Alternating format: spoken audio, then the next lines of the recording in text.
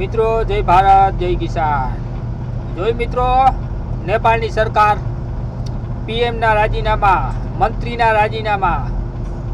હવે નેતા પોતે એની સરકાર સમજે છે કે પબ્લિકની? બોલો કેમ છે આની સરકાર?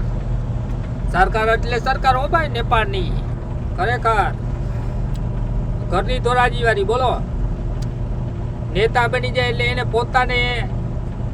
પોતાનું જ સમજવાનું, બાકી પબ્લિક ને કીડા મોકોડા. બોલો આવું બધું નેતા બન્યા પછી કરે તો નેપાળમાં એમ જ કરે ને માણસો.